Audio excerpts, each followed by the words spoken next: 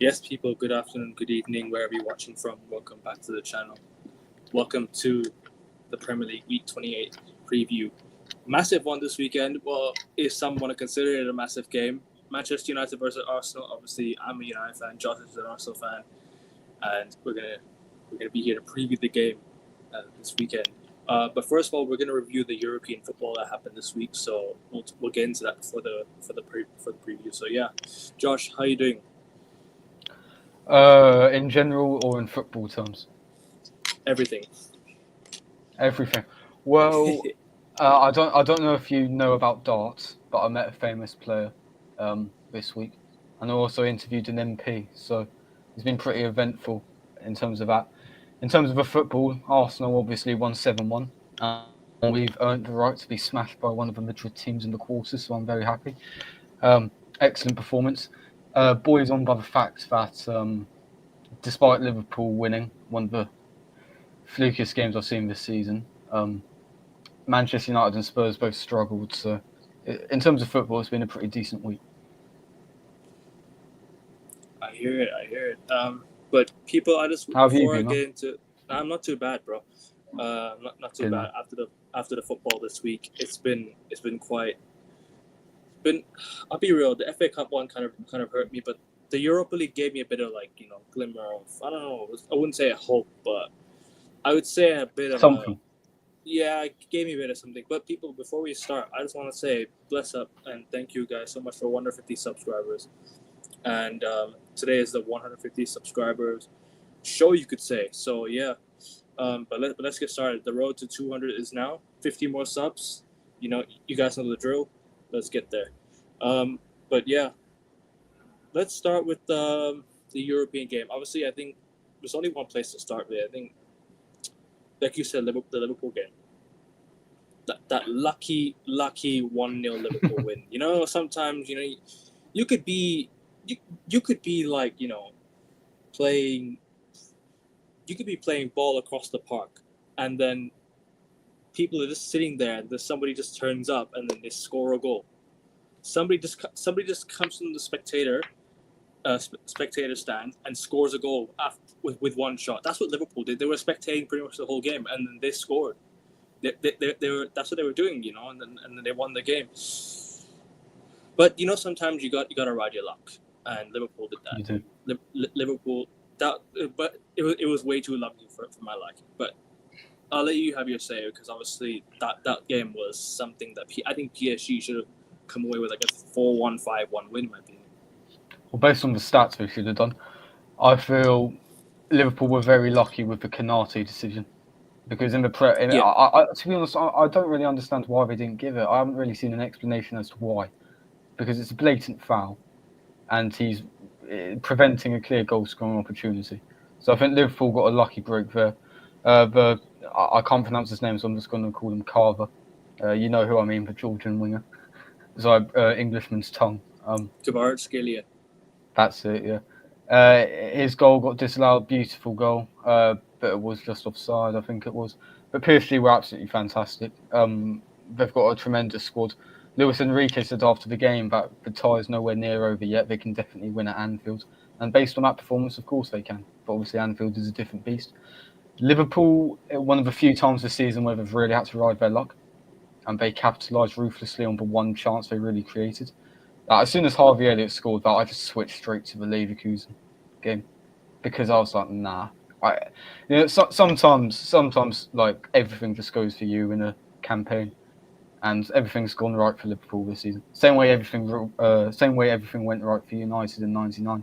Like sometimes you Yep. just can't stop it. Sometimes it feels like destiny, and I think Yeah. Liverpool are on the charge to destiny right now. They're essentially Premier League champions. They're going to win the Carabao Cup, in my opinion. And Yeah. I don't see PSG overturning them at Anfield, despite the fact that they've got a brilliant team, brilliant squad after they've got You rid of all don't. the Galacticos. I personally don't. At Anfield, I don't think PSG have the European heritage to hack it. I know that's a hypothetical thing rather than an actual logical thing to say, but I just don't see it happening. Sometimes things just don't happen, and I don't see that happening either, despite Luis Enrique's battle cries once again.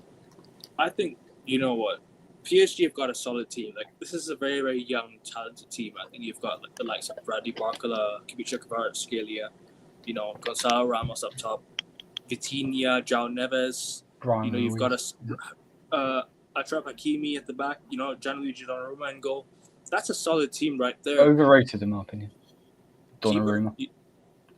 I wouldn't say overrated, but I would say that he's not at the level of my liking. I mean, he denies my country the European Championship, so probably a bit rich for me to say. But every time I see him, he seems to have a mistake. Let's go. Same with Marquinhos. It's always them two. It's always Marquinhos and Donnarumma. Whenever I see PSG in the Champions League, you absolute legend, Donnarumma. All right, two of your United boys didn't score penalties either, but it was Saka who got the bloody flick for it. So. Maguire slap on top bins, bro. Mate, that was probably the best penalty I've ever seen. But I don't want to talk about that. It's like the Spain one last year. Like, you knew Spain were the better side. We fluked our way through that tournament. I think that one hurt more, in my opinion, because England were literally like the favourites going into the final, I think. What, against Italy? Against Spain. Italy, you know what it is? I think Italy have been the better team the whole tournament because of the unbeaten stuff. Italy were unbeaten for the whole tournament. They hadn't lost a game. They beat Belgium. But to be fair with you, Gianluigi Donnarumma is one of those keepers that I rate, but not to the extent of, let's say, the likes of Mike Mignon or Thibaut Courtois. Yeah, no. Bun that guy, bro. I can't stand him. I can't stand Onana, man. He's terrible. He was shaky again on Thursday. I don't think it was his fault though, like for the goal. I think it's a penalty 1-on-1. You can't really like fault him. But the penalty, I'll talk about the United game in a bit. But the Arsenal game, the Liverpool game was I think this is why I think Liverpool have a really good shot at winning the Champions League. And it pains me to say, but if you're gonna win games like this, right? And especially with Real Madrid having off days sometimes in front of goal, like against Betis, they had an off day in front of goal. I hope they don't have an off day against Liverpool if they do meet. Because I think potentially it could happen. I think it's going to be Real Madrid-Arsenal semi-final. Sorry, quarterfinals. Excuse me. That's what I think it'll be. I think it'll be the quarterfinals matchup. But yeah, Arsenal 7-1 up. They're going to go through comfortably. But Liverpool, Kvaratskhelia goal disallowed. Very nice goal, but the automated offside says offside. Then you can't argue with it. It was a nice goal. It was a nice finish, but there was that moment. Wasn't there that moment? I think it was Bradley Barcola robbed a Liverpool player in possession or something, and Van Dijk completely lost his man, and he ended up standing in front of Alisson at one point. Was it when he went around the keeper? Was it when he went around the keeper and then Alisson was scrambled? The defenders were scrambled and Alisson was out of his box, or it was out of his line. It was one of those. I can't remember the action, but Liverpool were very lucky not to concede. I will say that. But at the end of the day, that's what great teams do. They have to pluck in. They've dominated like 98% of their games this season, and the other 2% they've ground out a result for the majority. So it's one of those games where PSG are a very ball dominant team. You're gonna have to soak in the pressure. You're gonna have to deal with it. Let PSG if PSG had the finishing boots on, the tie would have. In my opinion, the tie would have been over. The tie going back to Anfield, I don't see Liverpool coming back. But Liverpool 1-0 up. Don't know how, don't know why, but it happened. Can't really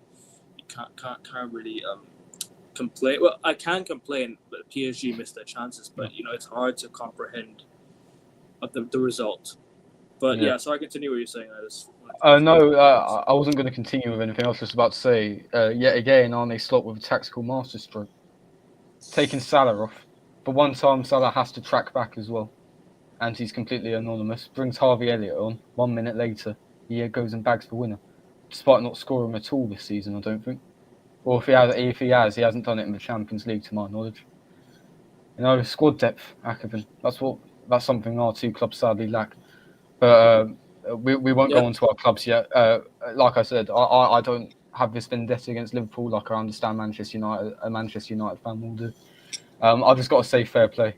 That's what I'm saying every single podcast, because Liverpool are winning week in, week out. But at the end of the day, fair play, because Slot is an amazing manager. They've got amazing players. And after all the disappointment and heartbreak under Jurgen Klopp, I think it's about time we got a lucky break. By the way, for your FPL, I'm triple captaining Mo Salah this weekend against Southampton at home. I'm pulling the trigger. It's a no-brainer. I'm not hesitating one bit. Liverpool are going to dismantle Southampton. It's not even going to be close. It's going to be another 9-0. Unless Liverpool decide to rest Mo Salah, and I completely Probably bottle will. it. You think they'll rest Mo Salah? I think they probably will. Yeah. I think Slot would want to get the second leg done. That's true. And dusted. That's true. Yeah, because at the end of the day, PSG are a brilliant footballing side, and you can't take anything for granted, even if it is at Anfield. So. No, that's true. And Southampton are absolutely shocking. So. But yeah, Liverpool 1-0 win. Can't really. I just want to move on from this game because it hurts me the more I talk about it. The fact that these scumbags won, right, after having none of the ball, no shots, and one shot on target from Harvey Elliott. Or was it Curtis Jones who scored? Harvey Elliott was at the scored, right? I forgot. It was Harvey Elliott who scored. They one shot on target. Yeah, Harvey Elliott scored. And the game ended 1-0 to Liverpool. So, yeah, we'll move on to Arsenal. Arsenal take it away, 7-1. Comfortable, convincing win. Away. Well, I will say I didn't expect that after our previous. Neither did I. Yeah, neither did anyone. I predicted a 1-0 loss. I said when 2-2. You said 2-2, so I think 1-1 or 2-2. I can't remember what I said. Fair, but I predicted a 1-0 loss. So that tells you how surprising this result actually is. One thing I will say, PSV were absolutely shocking, absolutely terrible. They just defending was a complete afterthought for them, so we do need to take that into consideration. Having said that, we actually scored 9 goals on the night. 2 of them were judged to be offside, so it could have been even better. I don't really know where to begin. I don't want to go through all 7 goals because that would take a massive part up of the segment. But considering we've had 4 of our main attackers out and we've still produced 7 goals away from home in the knockout stages of the Champions League, at the end of the day, I will have to give my credit to Arteta for that because how on earth you can cook 7 goals in the game out of that front 3 is insane. If I pick out individual performances, Odegaard had a really weird one. I'm sure you're aware he had 2 goals and an assist, but he was absolutely shocking. Hey, GA, bro. GA. He improved second half, but the first half he was giving the ball away all the time. But and Lewis Skelly should have been sent off as well. Obviously, that's going to get forgotten about because we won 7-1. But he was really, really lucky not to get sent off. And I have heard that referee is quite controversial in the league week in, week out. And I can understand why. Because that was a certified red. That was a definite second yellow, at least. So Arteta did the right thing. He brought on Calafiori. And Calafiori ended up getting an assist and ended up going on the score sheet instead. And if you look at his finishes this season, I would genuinely play him up front at Old Trafford. And if things aren't working out, lump it up to Marino for the final 20 minutes. Because that guy, yeah, I know he's not the best defensively, and I haven't been impressed with him as a signing. But attacking-wise, he's got some real talent about him. And with Jesus and Havertz out, I'd love to see him play up front. Because he can definitely play up front. He's got the finishing, he's got the prowess, he's got the movement. I don't know if you saw the last goal, but how often do you see a left-back making a run in behind like that on the right-hand side? He's very intelligent, and I'd like him to play up front. But at the end of the day, I think Marino will start up front at Old Trafford. But really happy. Moving on to thinking about onwards. I think the second leg we will probably lose that because Arteta will rotate heavily. I don't think we'll lose by 7 goals. So. You think you're losing to United? Or sorry, losing to United? No, you said you're losing the game. Yeah, PSV due to the squad rotation. Oh, I thought you meant United. Yeah, the second leg. Sorry. Well, no. I mean, I don't know what's going to happen with United. To be honest, I don't really care because the league season's gone kaput. But for PSV, I think we'll rotate for the second leg because we have Chelsea on the weekend after that game. So I think we might lose the second leg, but we won't lose by 6 goals or 7 goals, and we should meet Real Madrid or Atleti in the quarters. Can't wait. Tough game. That's going to be a Hey, really but tough this is game. what the Champions League all about. Like I was watching the No, it is. Europa It League is. games. I was watching the Europa League games, and no offense, mate, but oh my word, I'm so happy we're not in that competition, man, because it is such a Bro, drag, and I'm sure you agree. I want to get out of there right here. I want to get out of there ASAP. I want to win the Europa League so badly. Yeah, because get out of there and don't get back. Mate, it's an absolute drag, honestly. It's terrible. I'm so happy we're not in it, mate, because it's honestly terrible. But It's terrible, man. like I said, fair play to the players, fair play to Arteta. You better keep these performances up if we're to do anything significant this season. 100%. You know, you make a good point there because obviously, you know, it's one of those where you've got the tie wrapped up now. It's 7-1 up. It's like you could pretty much just play your London Colney team and rest for. Pale ends, yeah. What do you got? What do you got the next game? What's the next game again? No. After PSV next week, what's your next game? We got Chelsea at home. Right, Chelsea. I just remembered, yeah, because I remember checking the preview. I'm like, who are still playing after United? It's Chelsea. So yeah, you're definitely gonna have to rest up for Chelsea if you want to prevent them from getting European football or Champions League football next year. Arsenal will have to win that game next weekend. Consolidate our position as second place. Pretty much, yeah, and just keep on winning and building momentum. Really, I think that's what you got to do for now until the end of the season. I mean, you've got Champions League still, so it depends who you meet in the next round. Real Madrid, Atletico Madrid. But momentum is very important in these games because in 2017, right, I said that United needed to win the next game against Crystal Palace on the last game of the season to get momentum for the Europa League final, and we did that. We won. 2-0. And this is when we won 2-0 against Palace as well. Josh Hart scored that. Yeah, that's it. Yeah. But also I said that we do the same against Wolves, and we lost the Europa League final to Villarreal on penalties. But that being said, like I said, I still stand with the fact that momentum is still very important. You need to start winning games. You need to continue winning games, and momentum going into the next round of the Champions League is really important. So yeah, look, Arsenal. Convincing win. I didn't see the highlights. I will see the highlights eventually because I was watching the Madrid game, so I couldn't see the highlights. But I'll definitely catch it up soon. And we'll preview the massive game in a bit as well. We'll get the European football out of the way first. What game do we talk about next? Real Madrid, Atletico Madrid. Anyways, let's talk about that game. Yeah. Real Madrid, Atletico Madrid. Real Madrid got the win that they needed because Atletico Madrid going away to Wanda Metropolitano is going to be, or is it Wanda? Yeah, it is Wanda Metropolitano. Sorry, it is Wanda. I see. Yeah. I was thinking about the old Atletico Madrid ground. I don't remember what it was called. I can't remember what it was called. Me either. I'll look it up. Now, regardless, like I know the name, but it's not. I can't butcher it in my head right now. So yeah, it's on the tip of your tongue. No, it is. I'll get there. I'll get there eventually. But no. But like I said, Vicente Calderon Stadium. Yeah, Vicente Calderon. Thank you. Vicente Calderon. No problem. I was thinking about the old stadium for some reason. I'm like, what's going on? But yeah, it is. Wanda Metropolitano. Nice stadium though. I think I've not seen much of it, but it seems like a nice stadium. It seems like a nice atmosphere. But going away there, it's gonna be tough for Real Madrid. I think they can get away. I think Real Madrid can get away with the draw. I'm really happy with the Real Madrid's win because I wanted to win the Champions League. And people will be like, oh, but why do you want Real Madrid to win the Champions League? Listen, I don't care. I don't care. I can want anyone to win the Champions League as long as it's not Liverpool or Arsenal. That's win the Champions League. Any one of those two teams. Okay, and Barcelona. Fuck Barcelona as well. Yeah, because I can't stand it. I can't stand Barcelona. Fair enough. Even as a United fan, I can't stand Barcelona because for some reason I just don't like them. But yeah. Well, they beat you in 2 Champions League finals. Yep.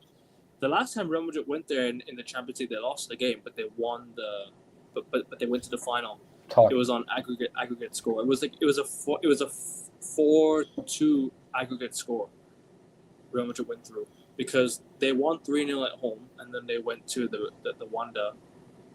It wasn't Wanda at the time. It was Vicente Calderon at the time, but the following year was Wanda. And going to the Wanda Metropolitano, look, it's not going to be an easy game. I don't. Do I like Real Madrid's chances going away to Atletico? Not really, because Atletico have been on really good form this year. In the Champions League, though, I do trust Real Madrid because it's the heritage, it's the history that Real Madrid have, and the what is it called? It's not the heritage. It's the how do you call it? The pedigree that Real Madrid have. The pedigree that they have in the Champions League. They can go away to any ground and win. They need to go. If they need to go away to even, give me a ground. The Camp Nou. If Real Madrid have to go away to the Camp Nou and win, they'll do it. They'll go away to the Camp Nou and win. But Real Madrid are 2-1 up. Brahim Diaz with a great finish, great goal by Brahim, and set Real Madrid on their way. Great goal by Alvarez as well. Very nice finish. But All three goals were brilliant. Brilliant goals. Rodrigo's goal is sick as well. Like top finish, and people need to stop linking this guy with a move away from Real Madrid because this guy's balling out for Real Madrid right now. They need to stop with all these rumors that Rodrigo can leave Real Madrid, go play here and there. Leave him alone. Let him play his football at Madrid. He's balling right now. He's playing one of the best footballs that I think I've seen in a long time. Scoring really important goals for Real Madrid in the Champions League. You know, we've seen it before against Man City. We've seen it before against. He scored against Atletico. He scored important goals. Scored vital goals. And look, Real Madrid need to win. If Real Madrid need to win the Champions League, they need Rodrigo. They need all their front three to step up. 2-1 away, 2-1 at home. I wish it was more. Madrid wasted a lot of chances. I feel Atletico also had a few chances, but look, you know, you get away with a 2-1 win against your local rivals. It's always a good result.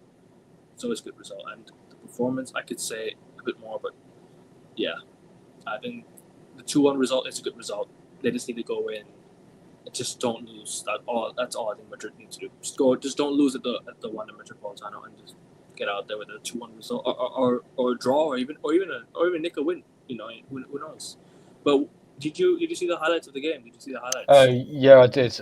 One you were talking about missed chances. The one that stood out to me in particular was in the last minute when Mbappe failed to play a simple pass to Vinicius for the third goal, because I think that would have settled the tie. I wouldn't have seen Atletico coming back from two goal deficit. But as it stands, there's only one goal between them. I still think Real Madrid will go through, as they are Real Madrid. I know that's not very tactical. I know that's not very logical to an extent, but at the end of the day, they're Real Madrid. It's what they do. There's no explanation to it. It's just what they do. So I do think they will get through in the second leg.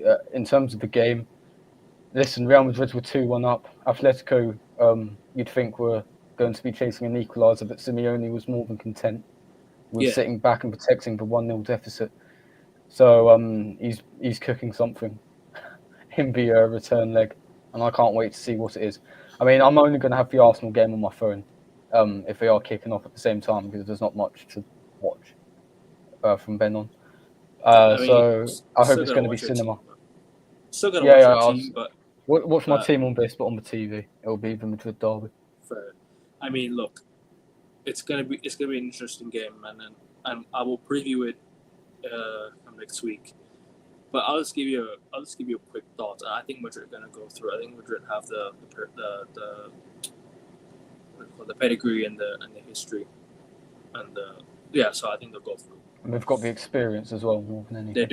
They do, and they've got some world class players as well on the team. So they definitely have the slight edge, but the worst case scenario would be for Real Madrid to concede 2 really quick goals, and that would be like, and that would kill the momentum for Real Madrid. I know they've got back into games, but going away to Atletico Madrid, the atmosphere is crazy. I've said this many times, but the atmosphere is not easy to play against. Madrid have scraped by wins, especially this season. They were 1-0 up, and then in the very, very last minute, they conceded a very, very stupid goal. And that will play a factor in their mental 100%. fatigue against their opponents. So that's an extra edge to the game that I can't wait to see on top. Not only that, but the results in the league as well. Like, Real Madrid are now 3 points behind Barca. The title race is going to vary. It's going to change here and there. Like, Barca are going to drop points sometime. Real Madrid are going to drop points. Atletico are going to drop points. It's going to be an interesting title race, man. I can't wait for it. But yeah, any other games we'll talk about? Oh, the Barcelona game. I didn't really watch the Barca game, but I saw some of it. I'll just spin this narrative now. Apparently you can't win with 10 men. Apparently you can't win the game with 10 men. Serious clubs can. United beat Bolton 1-0 at Old Trafford with 10 men in the title running. Crucial 3 points. 10-11 season, yep. Title running. We beat Bolton. Dimitar Berbatov. Very, very last minute. Johnny Evans getting sent off. Very, very stupid red card. Could have cost us the title, but you know what? We clutched up. Last minute goal. Dimitar Berbatov. 10 men. I don't want to brag about Ipswich, but United beat Ipswich with 10 men. You know, it's apparently it's impossible to win with 10 men. Apparently it's impossible. Go watch the what do you call? Which game was it that last week? Which game was it last week? Oh, Real Madrid went to the to the Camp Nou in 2016 and won with 10 men. 10 men Real Madrid against the odds. At the new camp. The lead. Camp Nou, yep. See? Against MSN. Apparently you can't win with 10 men. Well, one thing I will say on that is that's the reason why I feel like obviously when you're down to 10 men, that greatly affects the game and that greatly affects your shape, which is why I was so angry with the way in which Rice and Trossard got sent off earlier this season and Lewis Skelly. I know we beat Wolves, but obviously we dropped 4 points due to those red cards against Brighton and City. So obviously if you can't win with 10 men, obviously you can. That's obvious. But it does make your job so much harder. So I do understand what they're saying by that, but at the end of the day, if you're going about your business, if you're serious enough, if you're doing your job, and if you've got the right mentality, obviously you can overcome that. 100%. And on the game, Rafinha, what a Champions League campaign he's having. I think he's on 9 goals and 4 assists so far. Forget Champions League. That's insane. What a season he's had. It's not even just Champions League. What a season this guy's having in general, bro. He's European football, but he's balling out for Barcelona this season. I think since he's joined from Leeds, he hasn't really stepped up to the what do you call? He hasn't reached the heights that we all thought he would. But this season he's on another level. Hansi Flick has just got the best out of him. He's just got the best out of a player that's been kind of limited for a long time because he's been playing system football with Xavi. And then now you bring in a top-class manager who's won the treble, who's won with Bayern Munich. Bring him in, and now all of a sudden a new lease of life. A new lease of life can bring the best out of. Sorry, it can bring the best out of a footballer. It can bring the best out of a footballer. So you see Rafinha, now he's playing one of the best footballers of his life. Since he left Leeds, he's playing at bro. It's not even like the club size from Barcelona to Leeds. Yeah. Like that, the jump from Leeds to Barcelona is insane, and now playing one of the best, arguably the best football of your life at a top club in the title running, yeah, insane. Gotta give credit where it's due. Sorry, go on, bro. Oh well, like I said, I think the only 2 games where he hasn't added a goal contribution to is the Monaco away game in the first match week, which they lost, and a 3-0 win against Brest. So everywhere else he stepped up, and from seeing him at Leeds, we were heavily linked with him in the summer of 2022. Then it looked like Chelsea hijacked it, and then Barcelona hijacked Chelsea for it, and in the end, it's looking like a real steal because he's been absolutely fantastic, and his goal was fantastic as well. I mean, especially after Kabasi, how do you say it? Kabasi's sending off. I mean, Kabasi, yeah. We know plenty of managers. We know plenty of managers that would just sit back and take a 0-0 or take a narrow defeat, ready to overturn it in the second leg. But full credit to Hansi Flick. I would have loved him at Arsenal, of course, but Barcelona is the size of the club that his coaching talent deserves, and I believe he's going to win the La Liga this year. I predicted it at the start. And fair play to Barcelona, massive win, and I think they'll complete the job at the new camp as well. 100%. I mean, they're now 1-0 up against Benfica, 1-0 up. So, look, I'm lagging a bit. No, don't worry, don't worry. You were in your previous segment, but Oh, you sorry, seem sorry okay about now. Yeah. So. that. I think it's just the Wi-Fi or something. I'm not so sure, but yeah, 1-0 up going to Barcelona. Look, Benfica got a long game. I know it's only 1-0, and I know they can still score a couple goals, but we all see what happened last time in the league phase where Barca barely scraped by with the win against Benfica in Benfica in Stade de Luz. It's Stade de Luz, right? In Benfica, I think. Do always look that one up as well. Yeah, go ahead. Right. But in Lisbon, anyways. But yeah, look, they're through. Pretty much, in my opinion, I think they're gonna go through. Once they get the early goal, I think Benfica have a long game because Barca will take control of the ball. They'll just ping it around.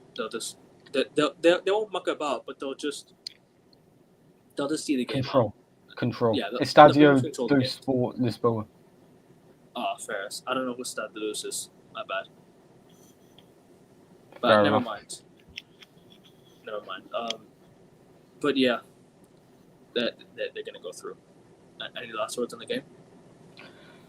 No, just a good result. Benfica, they made it hard for Barcelona from the little tidbits I saw.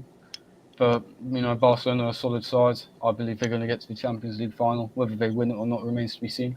I do feel like if it is an El Clasico final, there's only one club that can stop Real Madrid in the European Cup final, and it is Barcelona. Obviously, Real Madrid haven't lost a European Cup final since 1981 against Liverpool. But we've seen over the last few years that Liverpool can't stop them now. I think Barcelona are the only club available to do that. And that's me done on that segment. First, move on. I think to Bayern 3 against 3 up against Leverkusen. Look, I was quite surprised by that. That tie is done. I said 3-1 Bayern, so I was close. Leverkusen got a man sent off, so Michael I don't want to contradict myself about getting 10 men or whatever, but they were already 3-0 down, I think, at the point. So, No, so, yeah. 2-0 down, I think.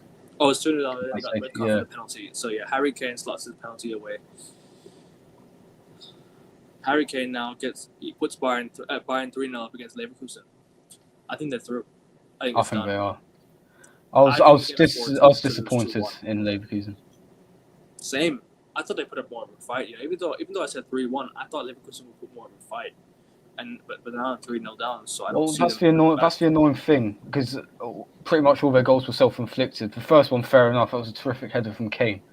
But the second one was an absolute calamitous error. But I can't remember who their goalkeeper is. That is poor knowledge from me, admittedly. But the second goal came from a huge error, and obviously getting a man sent off, that's due to his own stupidity. And obviously the third goal as well, a stupid penalty to give away. It was complete suicide. They completely shot themselves in the foot there. And now they've given themselves an absolute mountain to climb ahead of the second leg, which I don't think they'll achieve. So,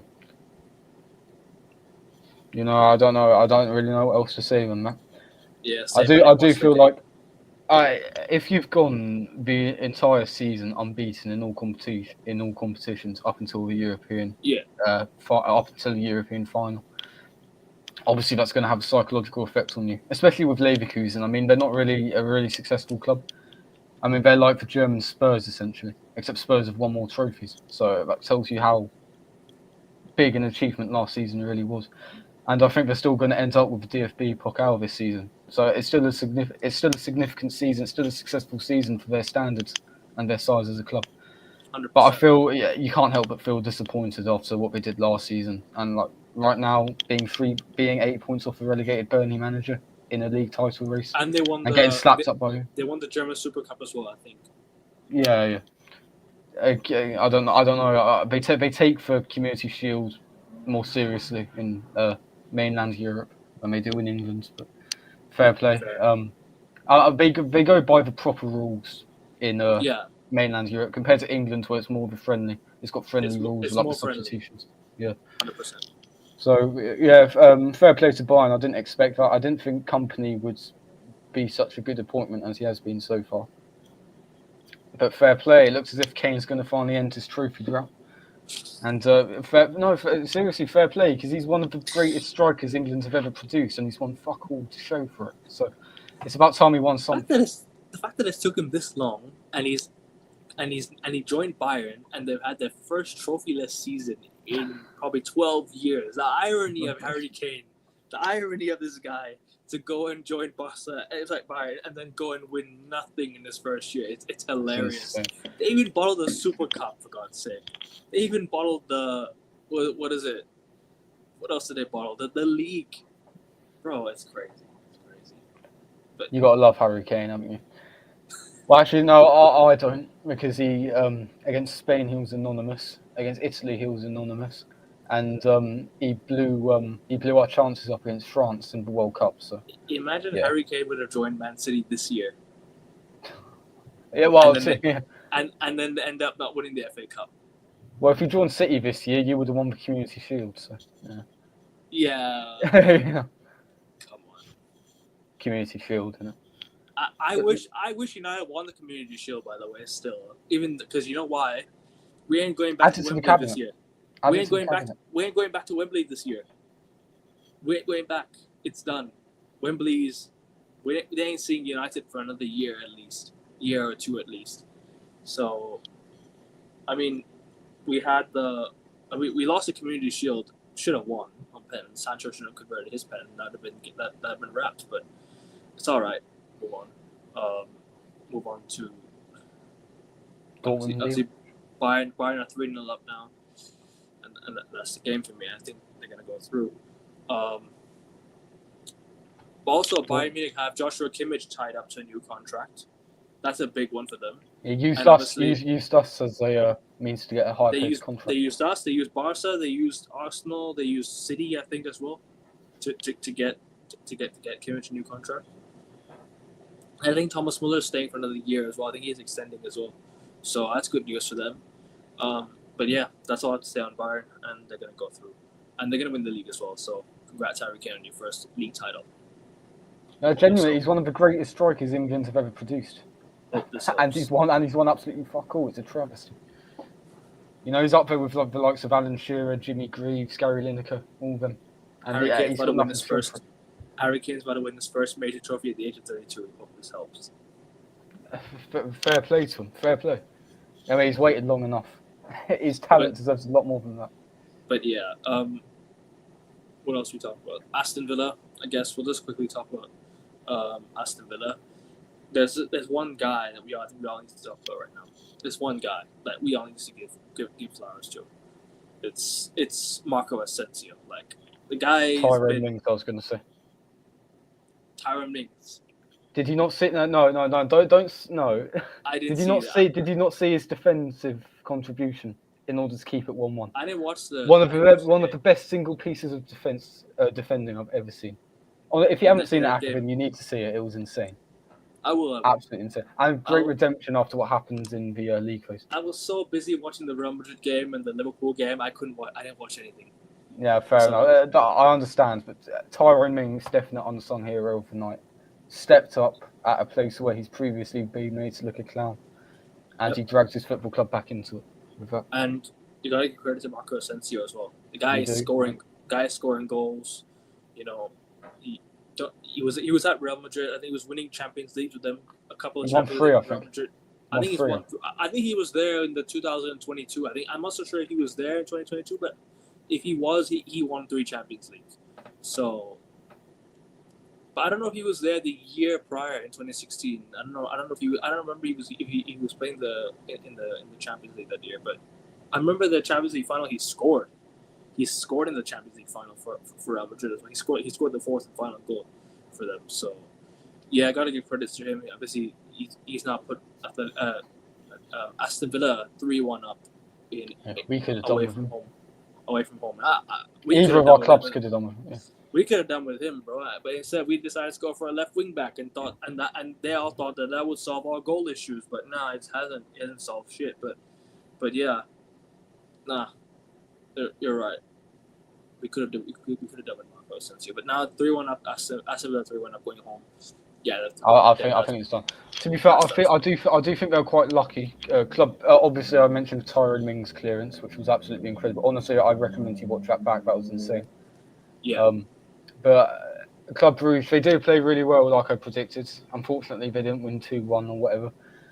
Villa went back 2-1 ahead with 8 minutes to go with an own goal. Did ride their luck a bit, but at the end of the day, what the hell are they going to care? Absolutely not. Fair No, they're play. not gonna care. Quarter-final bound, likely against Liverpool. It's going to be a cracker. I do see Liverpool getting through, but you never know with Unai Emery. Aston Villa have European heritage of their own. Looks to be a pretty decent quarter-final clash, right there. I think we'll move on to Inter final. I don't have much to say about that game. Inter 2-0 up away from home. Well, I thought finals plays quite well. I did see quite a bit of the game, especially the first half. Inter did absolutely nothing for 38 minutes. Then Thuram scores the one chance he's been gifted, and at the end of the day, that's what happens when you have a clinical attack. Just like Liverpool gifted one chance and they scored. Exactly, one chance, one goal. That's what the elite sides in Europe do. So fair play to them. I don't see final doing anything at the San Siro, to be honest. I agree. I So think into through to the quarters, I'd say. And could have been 3-0 up. lastly, Dortmund Lille. Could have been 3-0 up with the Zielinski penalty miss, but I didn't see that obviously. So, I didn't yeah, realise that happened. Dortmund Lille. That's the last game we're going to talk about, and then I'll talk about the United game in the Europa League. Yeah. Talk about Spurs as well if you want. We can. We can talk about the bizarre own goal. We talk about Chelsea. And Fenerbahce Rangers as well. I don't know if Prime's hopping on, but I sent him the link. Prime, if you're still there, I sent you the link, bro. And you can hop on, and you can talk about the Chelsea game that happened yesterday. So, but yeah, look, 1-1. I didn't expect that, to be honest. I did not expect 1-1. I thought Dortmund would see the game out in the first game. They're going to Lille away. There might be a shock in the cards. Genuinely, there might be a shock in the cards, and I think Lille have a chance to go through now with the home crowd advantage, with the crowd backing them. Obviously them beating Real Madrid earlier in the season, 1-0 at home. Talk me through this game. Well, I think Dortmund dominated the first half. They should have put more chances away. They did go 1-0 up. To be fair, for the European finalists last season, I was very disappointed that they couldn't break down Lille at home in the second half. But granted to Lille, they much improved in the second half. Great performance. And they've got every much chance of getting to the quarters and playing against Barcelona or Benfica. Fair play to them. It'll be nice to see a French team doing well in Europe that isn't PSG. If PSG go through, sorry, no, they don't. That's my bad. I thought they faced Lille, but that's a different side. That's a different side. No. They'll play Barcelona or Benfica. Do you genuinely think that Lille have a chance to go through here? Do you think that there's a shock on the cards? If they can beat Real Madrid, they can beat anybody on any given day. Dortmund have been awful this year, bro. I think they're 10th on that. They've been destroyed here by teams. I'll have a look at Dortmund at the Dortmund table. Let me just bring it up. Dortmund are 10th on 35 points. They're 5 points off 5th, and they're now 7 off of 4th, which is crazy, bro. They're how many points off of Bayern right now? Like too many. 26 points off of Bayern. Yeah, it's bro. I know it's preseason, but when I watched Dortmund in Thailand, right, I had to go all the way up north, right, to watch Dortmund in the capital city, right, bro. They got destroyed by a Thai league team, 4-0. That tells you everything you need to know. I don't care if it's preseason. They got panned 4-0 by a Thai league team. You can tell a lot from preseason as well. I know it's preseason, but Adeyemi was missing chances, and I like Adeyemi. He's a decent player. Can't be missing those chances, man. Who else you got? Guirassy. You got Final Gittins. I mean, look, they got some young talent there, but what does young talent have over class and experience? Lack of experience and lack of how do you say it? More bottle, I guess you could say. They've got lack. Yeah. They've got more. They've got lack of experience and more bottle. If that makes sense. It does indeed. But yeah, look, I think potentially there's gonna be a shock on the cards. We'll preview that game next week, anyways. We'll see how Dortmund's game happens on the weekend. We'll see what happens, and maybe I might give a prediction again then. But yeah, I think we'll move on from that game. Tottenham, Europa League. That is our own goal. Oh my god! I was watching the United game and I'm like, Tottenham 1-0 down to as an Alkmaar, and that bizarre. I was not surprised. Bro, they gifted as an Alkmaar the goal. They gifted that goal. It wasn't even like it was quintessentially Spurs. It didn't even touch him as an Alkmaar player. That's how bad it was. It literally headed back in by the Tottenham player, and it headed across the line by the defender. Bergvall. There you go. And then Tottenham lost the game 1-0. So that could cost them the Europa League, and that could cost Andrew's job. It can indeed. That was the most quintessentially Spurs way of losing a football match. It was brilliant. I loved it. I loved it. It was Spursy. It was very, very Spursy. Proper Spursy. And Tottenham were absolutely shambolic all night. I mean, I don't understand. They had about 7 days rest, and I think they had 8 days rest, and they put up a performance like that. Something they like didn't play FA Cup. It's they didn't play FA Cup. They didn't play FA Cup. Exactly. Yeah, crazy. Exactly. And you put in a performance like that. Is it any wonder Andrew's getting sacked? Disgusting. I mean, it's just, it was a disgusting performance. Even I was getting pissed off, and I support their biggest rivals. I mean, come on. It's ridiculous. Like, they offered nothing. I don't know if you've seen that clip of Maddison's free kick, I think, in the first half. Where he had the opportunity to shoot or whip it right into the danger area. He played a suicidal pass across goal to because being sports, they show you goal rush in the Premier League, right? That Premier League has goal rush, right? All they show moments and goals, right? Being sports shows, I think, moments and goals as well. But I don't remember seeing any Maddison chance or anything. But Spurs losing the game 1-0, it's gonna hurt. That's the thing. It wasn't a chance, despite it being from promising position. That free kick, that was so amateur. It's crazy how games like this. Does it remind you of the Club Brugge Aston Villa game in the league phase when Aston Villa conceded a stupid goal, a stupid penalty that costed them the game? Does it remind you of the same game? Because I can't lie, like Tottenham. Just such a stupid way to harm your chances of going through. All English clubs played at the same time that day. It was United, Spurs, and Chelsea playing at the same time. It was a 5:45 p.m. kickoff, UK. Yeah, UK time, GMT, Greenwich Mean Time. So, it is what it is. It happened, and Tottenham 1-0 down. Do you still see them going through, or do you see them maybe potentially getting knocked out and just gonna get sacked? Well, I don't think they'll make the final.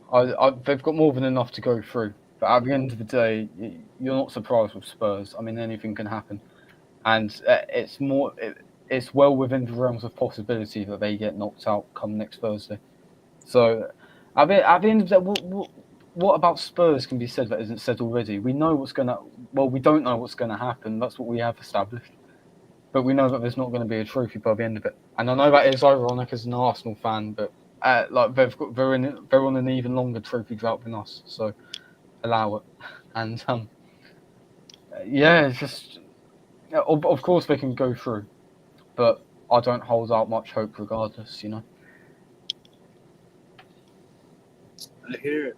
I'm just having a look at the results right now. Did you see Fenerbahce Rangers? Fenerbahce Rangers. No, I didn't. 3-1 Rangers. Oh no! I saw the goals. Yes, I saw the goals. I was surprised Fenerbahce won that game. Sorry, lost that game. I was very, Lost. very surprised by the way Rangers won Rangers have the been game. poor in the Scottish Premier League this season as well. They have. Like, in case you And didn't now know, they've been Celtic really poor. I think Celtic are about 22 points clear of them. Celtic have now overtaken them in trophies, total trophies won, and now they're about to overtake them in league titles won. So I think they're going to equal them on league titles this season. No, I think they're going to overtake them. Sorry, you're right. 55 each, isn't it? Yeah, I think 55 each. Yeah, and then they've also got and then they got what, more trophies now in total, more honors. I think. I think they do. How many they've got a European Cup as well. Sorry. They've got a European Cup as well. First British team to win it. So fair play. Yep, they were the first British team to win the European Cup. We were the first English team to win the European Cup. So, yeah, I mean, I think Rangers going to go through potentially, and Mourinho's getting knocked out. Mourinho. I know it's Mourinho, but going 3-1 up away from home is massive. I know there's no away goal or anything like that, but if you're at home and if you win away, you go home, you got the crowd behind you. There's all chance. You can overcome that, get through. But I don't know, man. I see Rangers maybe nicking it or getting a draw potentially. I do think Fenerbahce, they finished 24th, didn't they, in the Europa League? Finished 24th, like the last qualifying place, wasn't it? I think so. I think they're evidently on the hinges. Yeah, they played qualifiers. Yeah, they played qualifiers. I think they just about scraped through. Yeah. But I do think with Jose Mourinho, this tie is still alive. He'll kick up something devious at the Ibrox, and I don't think the tie is over at all. Because, like I said, Rangers, they have not been very good. I know they did slap Celtic 3-0, I think, early January. But apart from that, there's been no standout performances. I think they lost to Motherwell at the weekend, or it might have been St Mirren. Either way, they've been really inconsistent this year, this campaign in particular. So I think it's well within the realms of possibility for Fenerbahce to make the comeback. Just having a look at it right now. St Mirren lost to Rangers. Celtic 5-2. Never looked at the Rangers game. They just lost to Rangers. Just lost to Motherwell 2-1 at home. It was Motherwell, yeah. 2-1 at home, Motherwell. That's embarrassing, man. That's really embarrassing considering the circumstances of, how they're doing in terms of league games. But in the Europa League, it's a completely different game, and Rangers are stepping up. And now the 3-1 against Jose Mourinho. Well, it is still Jose, and he still has the heritage. You can never write Jose off, but going away to Rangers is not going to be easy. It won't be easy for them. Not at all. And it should have been 4-1. They had a goal disallowed as well, which I thought was quite harsh, but that's by the by. Fair enough. But, yeah, moving on to, I think, you want to talk about Chelsea and just get it over with? If Prime's not going to jump. I have not seen any Conference League highlights at all this season. I just saw the goals that Chelsea scored, another 2-1 up against Copenhagen. Yeah, that should be done. I think they're winning the Conference League anyways, so it's going to be like... So... Yeah, Chelsea... I mean, if they don't win it, serious inquests have to be made. Because with the amount they've spent, with the amount of talent they have. Then I want, if we get knocked out of the Europa League, just shamelessly, United go and get the Conference League place and get all 3 European trophies in the back, just to be the first ever European team to do it. Might as well. It might as well. I'd rather play no European Conference League. I'll be real. I don't like the Conference League. I don't think Arsenal would even win the Conference League, to be honest. Nah, you will. Such as our lack of youth. Come on, you will. You will win the Conference League. Hey, Arteta. You will. If you just beat PSV 7-1 in the Champions League, come on. There's no way you're not winning the Conference League. Well, to be fair, we beat PSG 2-0 quite comfortably, and look what they've done over the turn of the years. So we might win it. PSG did sign new players, so... Yeah, fair play. But yeah, I don't have any concern on Chelsea. I know Reece James scores, which is a nice moment for him because he's been hampered with injuries throughout his career. Yeah, if he didn't have injuries, he'd be England's starting right back. He'd be the best right back in the world, I think. If you look at, I think Reece James overall, if he was healthy, would arguably be up there with Danny Carvajal as the best right back in the world. Fair Because enough. all the injuries really dampened his development, and you can clearly see that the quality is still there from Reece James, but he's just being done with injuries, and it's gonna hurt. It's gonna hurt him in the long run, and I don't want to see that. I don't want to see a player like Reece James go down like that because, bro, it's like I don't want to see his career go down go downhill because it's a he's got a good resume. He's got a very good career. He's won the Champions League. Yeah, he hasn't won the Premier League yet, but he's already won the Champions League at a very, very young age with Chelsea. If he could win a league title with Chelsea, or if he can win some more with Chelsea, then he'll definitely be considered. He just has to stay fit. And I don't know if it's an easy task for him, unfortunately. Fair play. I think second leg Chelsea should go through, but I think Copenhagen will give them a tough game. They seem like a decent Chelsea don't side. need to win the game. They can just get a 1-1 draw and go through. Yeah, fair play. But the Chelsea have won every single game in the Conference League this year, so I think they win this game. I think they win next week as well. 2-1. I think 2-0 Chelsea, 3-0 Chelsea at home. Fair enough. Like I said, sorry, but I haven't caught up on the Conference League. That's fine. I just saw the goals that came through on the goal rush for the beIN Sports. But United was on the first channel, so yeah. Yeah. Did you see Roma Frankfurt? That was a pretty decent game. No, I didn't. 90th minute winner. Oh, Frankfurt 90th minute winner.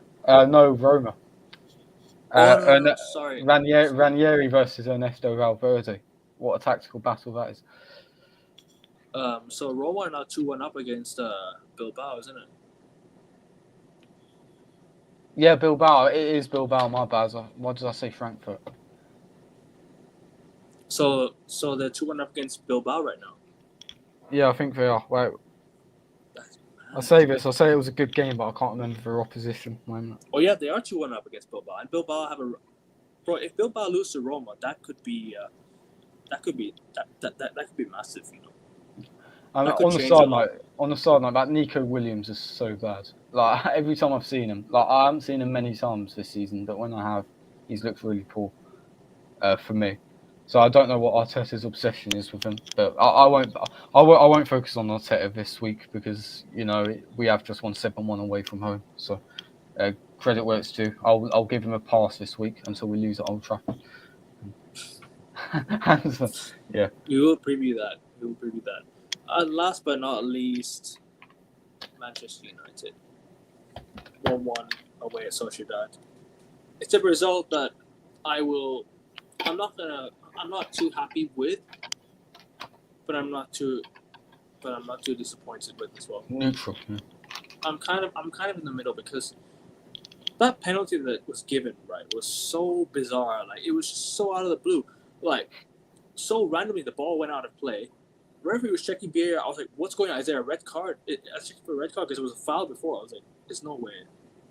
And then the commentator said the referee is checking for a possible penalty. I'm like, what? What do we do? And then Bruno Fernandes was, bro. He was making the jump, and then he had his arm out. Unfortunately, he had his arm stretched out. It's so unfortunate the way the penalty was given. That's Europe. That's Europe for you.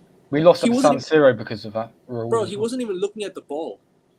Bruno wasn't even looking at the ball, and the referee just gave a bizarre penalty, man. I don't think it was a penalty, man. I'll be real, because United were playing so well before the goal, before the penalty, and the penalty just changed everything. Like our heads completely dropped, and we should have come away with that one. We should have come away from Sociedad with a 1-0 win. I thought that we should have come away with a 1-0 win. Could have lost though. I remember there was a good chance in the dying moments as well. No, they did. They did, but so did we. Like Dalot. I'm sorry. What the fuck are you doing?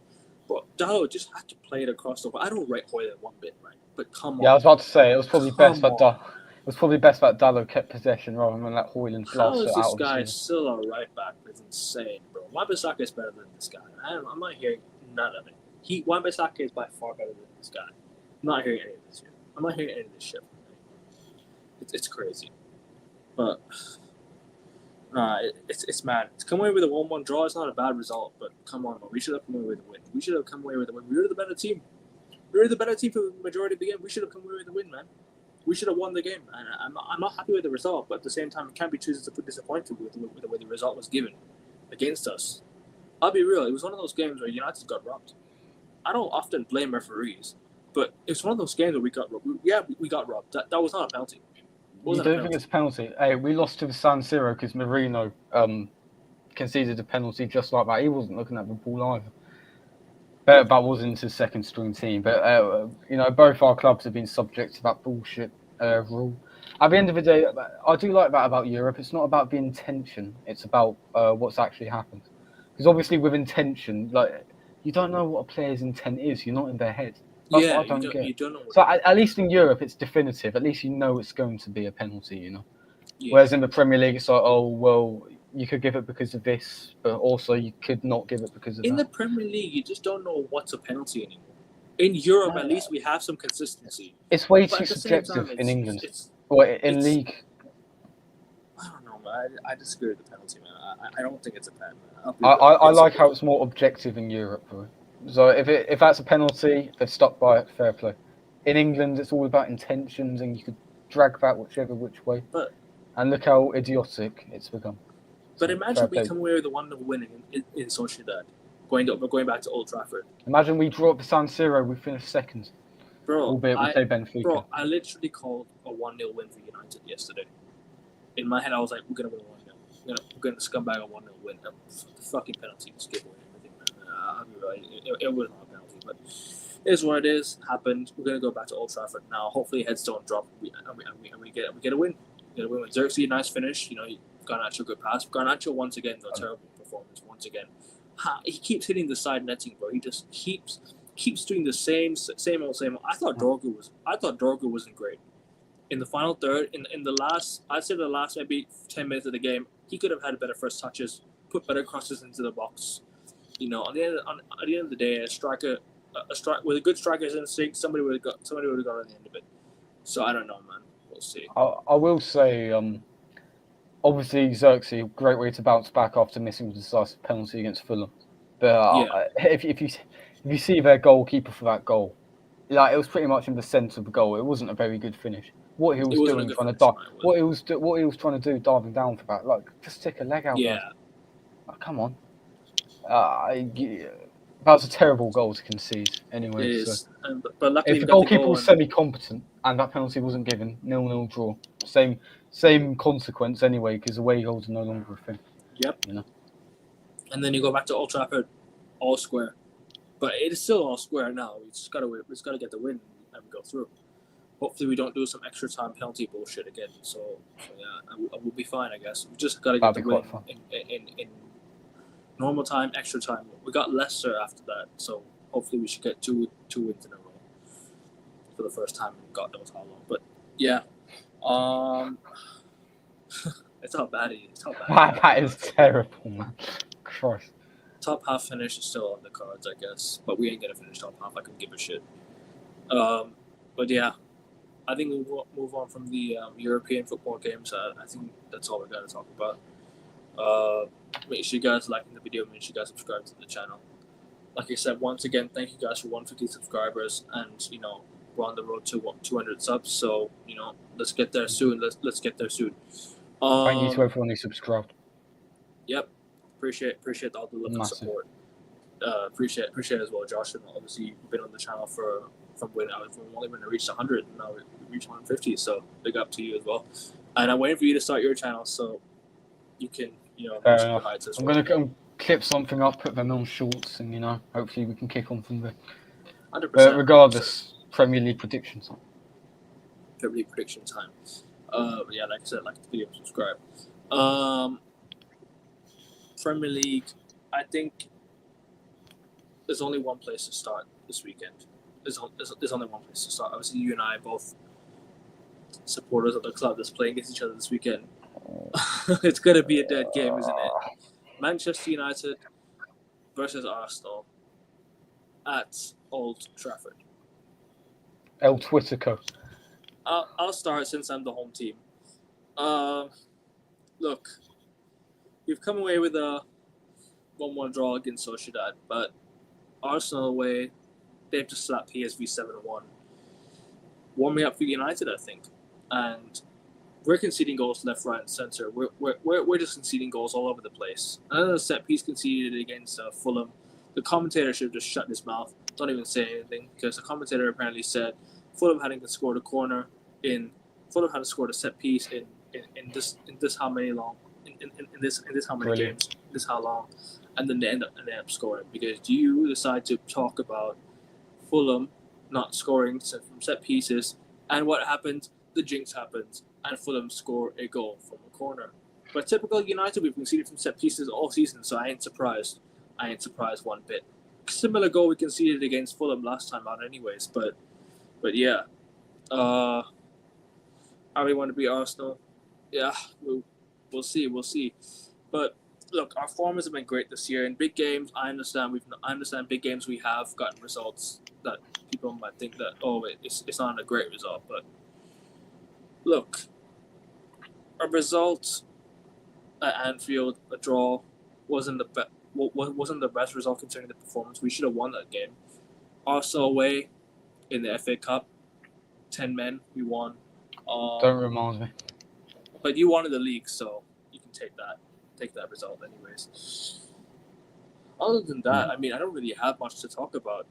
Just the fact that United are in crap form, and we're just not going to be in. We're not going to be in the upper. We're not going to be in our A game this weekend. I don't think we're going to be in our A game. We're going to rotate a lot, because considering a lot of players played big minutes. Xerxes gone off, looking unfit, so I don't think he'll play this weekend. Don't think Hoyland will play. I think Cheeto starts. I think Cheeto starts his first. Rashford 2.0, man. I think Cheeto starts his first game for United.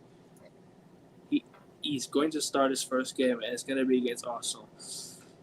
I know there was some news about Amad Diallo maybe making a return before the end of the season, but I'm just like, Ruben, don't need to play games with me right now. We're having a shit season, and like, you're just talking about injuries, and you're just talking about who's going to return, who's going to be fit. Apparently, Kobe Mania rejected a contract this week from United. Don't know the truth in that, but I'll try and find the truth, and I'll get back.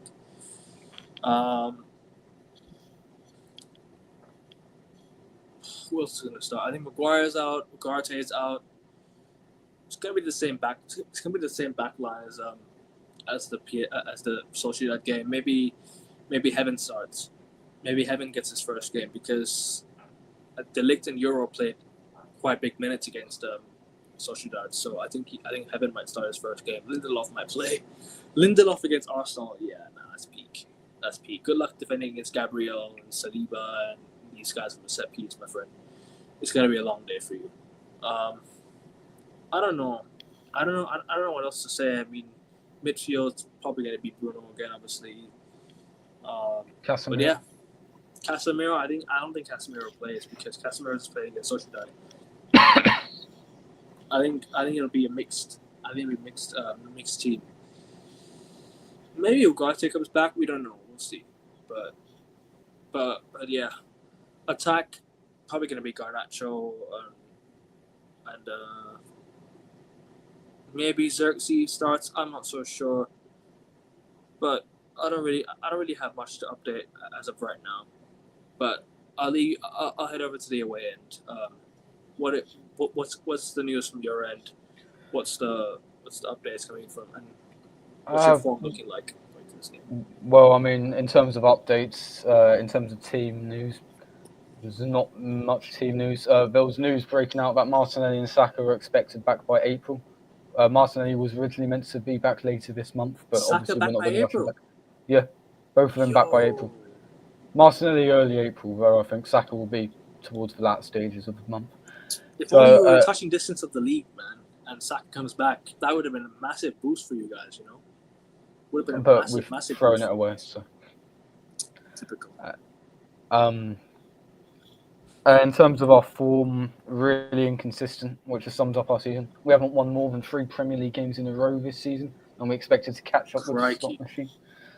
That doesn't work well, that does it? We have literally not won more than 3 Premier League games in a row this season. You've I'm not never even been top lying. as well this year. You've never been top as well this season as well. That's crazy. You have for a day. we had for one day, and that's it. And then I think City went top the next day. I think I'm not so sure. Yeah, fair enough. Or But was I told it, you or off was it stream just Liverpool before at we the top? started. I told you just before we started, we have not won consecutive games at Old Trafford in consecutive league campaigns for 46 years. Right? We haven't done. Wow. We've done. Last season we did the double over you because Gabriel just about stayed back from Garnacho. Yeah. Before that, we hadn't done the double over you since 06-07. So the assumption that this game is going to be easy, and the fact that Manchester United are terrible, which granted you guys are, doesn't mean a thing. Because Arsenal notoriously always struggle at Old Trafford. We always struggle at Old Trafford. It's some psychological hurdle that we just can't come across. We can't overcome. So I think it's going to be. It's got all the makings for an absolute humiliation, like the FA Cup game. Like you talked about the possibility of Chido starting. I'm telling you now, if it's February 2016 all over again, I don't think I'll appear on this podcast ever again, man, because that would be just too much to bear. But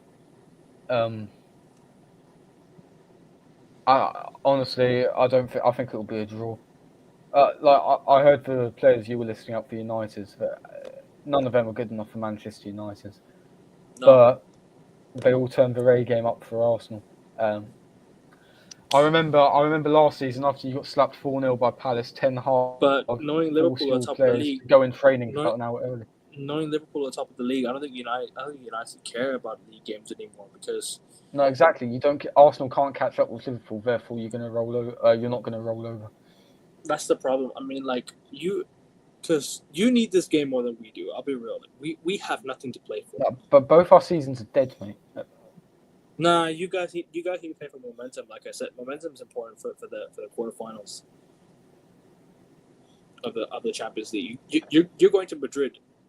Whichever Madrid team you're going to Madrid 7-1 up against PSV. That's done, right? But you're going to Madrid. It's not going to be easy. So momentum is important, and I think you need to win against United to pick up momentum. And I think you will. I think maybe you will win, or I think it'll be a draw. I can't really decide. I've got the script up. Gabriel set piece, 41 minutes in. 96th minute, Chido Obi Martin, overhead bicycle kick from 50 Oh yards. no, No, no. it'll be some fairy tale story bullshit that we always provide Manchester United youngsters. I don't see us winning this game. I know I predicted us to lose 1-0 to PSV, and look how that turned out. So hopefully I jinx it again. But I don't see us winning back to back at Old Trafford. I just don't see it. And if When we was the do, then last time fair you won play. back? Because I always When was the last time you won back to back Old Trafford? 46 years. Really? It was 46 years. Yeah. So I think Will I Torres think it scored was the winning goal. 1985, 86, and 86, 87 where It we was won at Will. Old Trafford. It was Will Torres that scored the winning goal for you guys in 2004, and 2002. 2002. Sorry, and then 2004 you didn't beat us, didn't you? You didn't That beat was the us in Van 2000. Nistelrooy penalty miss. Right, Van Nistelrooy penalty. 03-04. Yeah. Yeah, and it wasn't Martin Keown. Who was it that It was Keown who took down who was it? Keown? Forlan? No, I think it Was was it Van Forlan? Nistelrooy that went down. I think it was Van Nistelrooy that went down. No, it wasn't Van Nistelrooy. It wasn't Van Van Nistelrooy. Nistelrooy, I think, I've won the seen it. penalty. I think He Van didn't win the Nistelrooy won the penalty. penalty. Or was I it think it was Forlan? Forlan. I think it was Forlan. I saw the clip earlier today, so I have to remember this. It's my bad on my part. It's probably Forlan. But Gary yeah, Neville crossed in. Yeah. but United Arsenal games have been interesting over the years. Obviously, it's not been the same in terms of what it was back in the day. But there's always gonna be results here and there. There's always gonna be results that Twitter bragging rights. Twitter bragging rights, pretty much. It is what it is. United fans have moved away from Liverpool as their biggest rivals, and they don't care about Liverpool anymore. It is what it is. But they're about to equal our 20th league title, so yeah. If it was Arsenal to go top of the league over Liverpool, right? This game, if this was the game that meant Arsenal would have to go top against Liverpool, I'd have gifted you the win. I'd be like, you know what, take the fucking win. I can give a shit. Take the win. I don't need to see Liverpool top of the league anymore. But it's done now, so I think United can go for it. I think we should just go for it, honestly. Try and go for the win if we can. Do I think we'll win? No. I don't think we'll What's your score prediction? 3-1 Arsenal, whatever. I mean, you guys scored 7 goals midweek, so there's no reason for you not to score 3 against this crap United defense. Fair play. But then again, you're not going to be as suicidal defensively, I don't think. I don't know why, but I have 3 predictions in my head. I have 3 predictions in my head. I have like 3 or 4 predictions in my head. I just can't pick one. I had like a 2-1 United. I had like a 3-1 Arsenal, a 1-1 draw. I don't know, or even like a 1-0 Arsenal win, scumbag 1-0 Arsenal win. But I think Arsenal win. Arsenal win the game. I don't have confidence for this week. It's more about next week and Sociedad, to be honest. I don't really have much to expect this week, and yeah, I guess we just have to settle for the bottom half of the table and sack everyone in the summer. That's what I think. That's what I think we should do. Sack everyone in the summer. But obviously, so you're saying 1-1 draw, yeah? 1-1, yeah. It'll be an absolute stinkfest of a game. It reminds me of September 2019 when Ashley Young and Granit Xhaka were the 2 main faces because they were both captains of our clubs. Right. Going from Keenan Vieira to Ashley Young and Granit Xhaka. Ashley Young post Sir Alex, man. Hey, Ashley Young was solid though. He was solid. He was, but I mean, he was in his 30s then, so.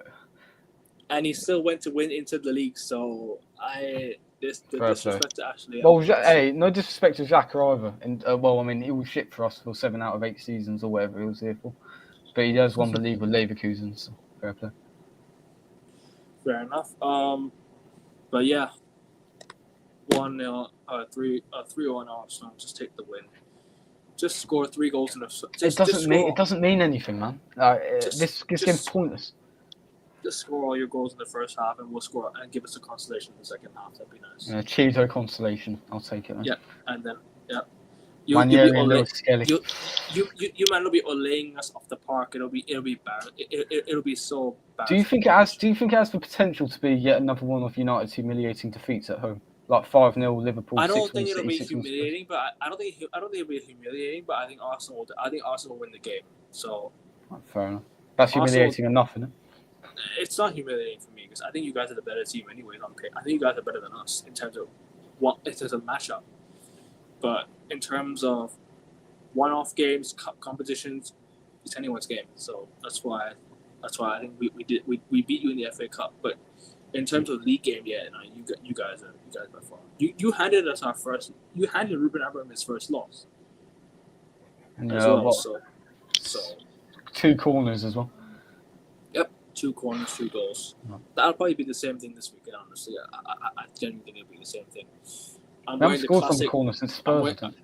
classic United shirt from back in the day when Van Nistelrooy and Wayne Rooney ended the Invincibles, but it's not like those days anymore. This is where Ericsson robbed us of a Martinelli opener at Old Trafford. So doesn't bode too well. Are you sure? That was never a foul. Even PGMO well apologized. Come on. Oh, mate! Imagine if we went 6 for 6. That would have been insane. That season, man. So painful. And then Anthony scores on his debut. Oh my days. No, you see, Odegaard passed him it to the corner flag when it was 1-on-1 as well. Oh my life. Oh, bro, and how we came away with the win on that day was insane. Like that year when we started, we came off. We beat nearly every single. We beat every single big side that year. We beat every single big team as well. We even beat. We beat Aston Villa. So we beat Aston Villa as well. We beat even Forest at home. We beat all the big sides. Even beat City that year. We lost. We drew to Leeds at home. We beat them away from home. I guess that's really it. We beat City at home. We beat Liverpool at home. Beat Spurs at home. Well, our Spurs are a big club. I don't give a shit about them. Arsenal. We beat Arsenal. We beat Chelsea. We beat. Who else we beat? You drew with Newcastle. Drew with Newcastle. Thanks to the referee not giving the goal to Ronaldo. Ronaldo scored a clear goal. Referees a bit, Akevin. It was just that game that it was that game that we scored a clear goal and the guy didn't give. I do remember that. Didn't give 2 penalties as well. So yeah, we got robbed that day, man. Greg Paulson should have been sacked on that. He should have been sacked since that day, bro. I can't stand him. He should have been sacked after that David Luiz red card against Wolves. That was unforgivable. Oh yeah. That was very, very soft as well. That's pathetic. That was. I've hated Craig Pawson since. So. Craig Paulson and Michael Oliver are one of the worst referees in the league, bro. Don't forget Paul Tierney. In the world, even. Paul Tierney. I don't know, like. I mean, he disallowed the goal at Old Trafford, so fuck him. Fair enough. Fair enough. But yeah, I think we'll move on to the next game. Yeah, good result for Lille. I'll just read the comments anyway. Good result for Lille, even though they have some problem going to the Champions. Fair enough. They were in the Champions League final last year, so you never know. Spurs didn't have any chances to it. It's a game leg. The second leg is gone. I want to be Arsenal. Listen, Siobhan, where we win or not, it doesn't mean anything to us. It doesn't mean whether we win or not, it doesn't mean anything to us either. It's one of the most meaningless Arsenal United games, or United Arsenal games since Old Trafford. But yeah, if it was like next season and both of us are competing for something, then sure, I'd look forward to this game like completely. But because it's this season, we have nothing to play for in the league. I don't have anything to hope for, my friend. So yeah, don't chat shit, Josh, please. I didn't bring this one up already, but nah, this guy, man, Cameron Viziri. Big up to you, my friend. But yeah, big up to you. Don't bring him on with me, man, because it'll just be non-stop arguing for the next hour. Bro, I go get my popcorn, just sit here and watch you, man, argue. Like Lee Gunner and Eagle and Terry from I'm a Gunner Terry, that guy that was on Claude's channel. Yeah, I think I know who you mean. But yeah, in terms of the game, 1-1 draw. I'm not excited about it. Like I said, we haven't beaten you in consecutive seasons at Old Trafford since for 46 years, and there's a reason for that. We always shit our pants at Old Trafford. I think since 1990 we've only won at Old Trafford about 6 times, which is absolutely pathetic. We've only won at the Emirates. Sorry, continue. Well, we beat you 1-0 in 91, but that was the brawl, which we got deducted 2 points for. And obviously 1998, Wenger's title-winning season over Mars, which Gary Neville still has nightmares about. 2002, Will Tours at Old Trafford won us the league. 06, Adebayor. That was our first win that season in mid-September. So you knew which direction the club was going after the Emirates. Was it 2006 or 06, 07. Yeah, that was the first loss. We won the league that year. You did, at the Etihad, essentially. After we handed you the league with Chelsea at the Emirates. And then obviously 2020, Aubameyang penalty. Thomas Partey masterclass in midfield. And then obviously last year as well. The name that you sent me of Thomas Partey midweek was hilarious. I don't know. I didn't even mention the penalty we conceded. You need to mention it, bro. Don't mention it. You need to mention the penalty. It was 7-1 up. 7 up. Yeah, fair play. But it's still annoying, because it was so avoidable. It should have been 7. You were 6-1 up and then 7-1, but yeah, it's not 7 up, but you're 6 goals up. But yeah. Well, we're 3 goals up there. I'll move on. Before I move on, though, at the Emirates, in the Emirates era, since you guys moved to the Emirates, we've only won there. We beat you guys in 2000 and 2009. That was our first win in the Champions League. 2010. Yep. 2012. 2014, 15. And I remember that. 17, 18. We've only won 5 games since the Emirates. When? Oh no, sorry. Champions League. 6 FA Cup in 2019 as well. And then does this one count? Yeah, because we beat you on penalties. 7 games in the Emirates era. We've only won 7 games. Wait, Champions League final 09-10, 11-12, 12-13, 7 games. 14-15, 15-16 was 3-0. No. 16-17, UBS 17-18. Yeah. That was your first ever win 19, against 19, Jose Mourinho, by the way. That was Arsenal's first ever win against Mourinho. Wenger's first ever win against Mourinho as well. And then 2019 FA Cup and this year FA No, Cup. you've beaten us 6 times. 6 times at the Emirates. 7. Well, this year, technically 5. 7 because we beat you in the FA Cup this year. No, that was the 6th one. I think you've only beaten us 5 times. 2009 semi-final, 2010, right? 2009, 10. 2009, 10, 2011, 2012, 2-1 Danny Welbeck winner. Indeed. 14, 15. Yep. Gibbs own goal. Yep. 17, 18. Yeah. Mourinho 3-1. Lingard 2 goals. 2019 FA Cup with Solskjaer, and then this year. Oh, FA Cup! I forgot about the FA Cup. My bad. 2019 when Lingard did the moonwalk dance at the Emirates. That game. That was 2017, wasn't it? 19. Might have been both. The dance floor. Lingard scored 2 goals in 2017, but 2019 he scored one of the goals that to Alexis Sanchez even scored that game. He scored the first goal. I remember I kicked my chair when that happened. Good memories, man. And then Petr Cech was still playing for you guys at the time. But yeah, 7 games we won, and this year, including this year FA Cup, if you include that penalties. So yeah, 7 games, but it's not great. The record against you guys at the Emirates is not great, but Old Trafford, I know even though we've been shit, we still beat you guys at Old Trafford. Like Van Persie 1-0 header, 2013. I remember that game. I even told my coach that day. So randomly, I was playing football, right? I did football training with one-on-one private coach, right? My coach is from the UK. I told him if I hit the crossbar, United are beating Arsenal. Guess what I did? I ended up hitting the crossbar. United beat Arsenal.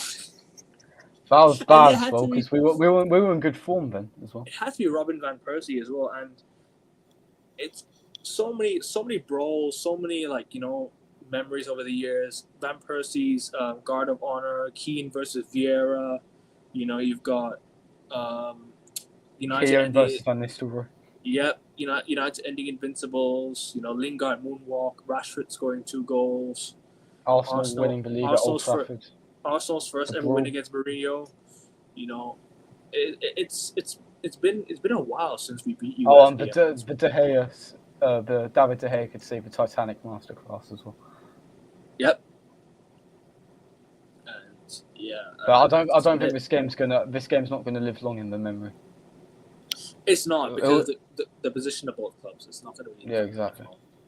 Well, hopefully we do win the Europa League and we get Champions League, so we might face in the Champions League next year. If that ever happens, if that can happen, if we win the Europa League, we play in the Champions League. I am all for it, man. I'm all for it. Round of 16, Arsenal next year. Imagine league phase in round of 16. Oh. Garnacho surely not going to shoot, is he?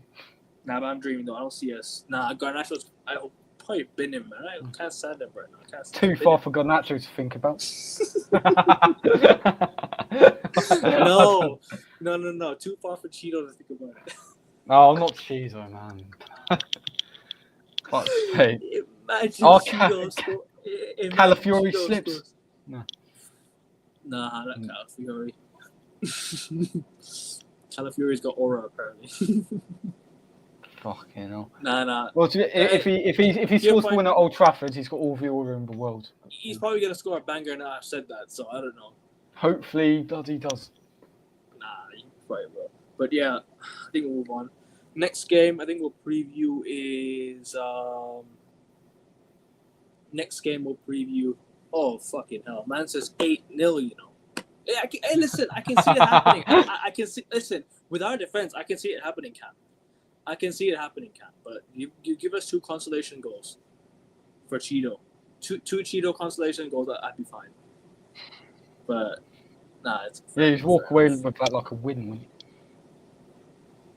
Nah, but there's been way too many classics over the years. 8-2. I forgot to mention 8-2 as well. Van Persie's first game against Arsenal when he didn't celebrate. Yep. We can move on to the other Premier League games now. I can. Come on. Which other game? Jisung Park's Nottingham Forest City is the only kickoff. Oh no, I'm not. We'll talk about Nottingham Forest game actually.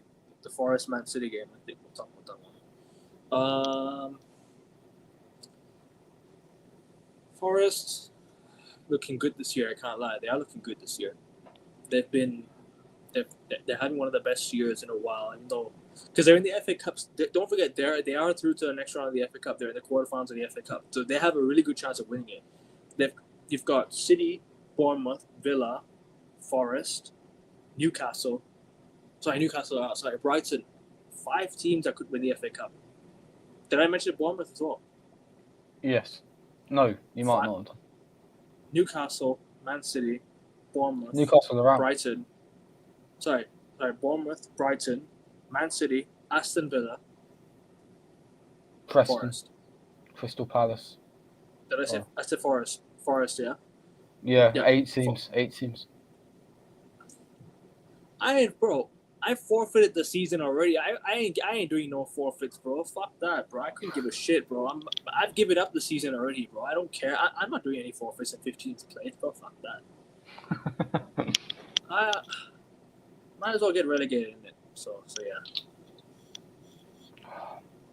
What if United beat Arsenal though, Cam? What would you do? I'm just saying. Right, you blame the ref. That's what you do, mate.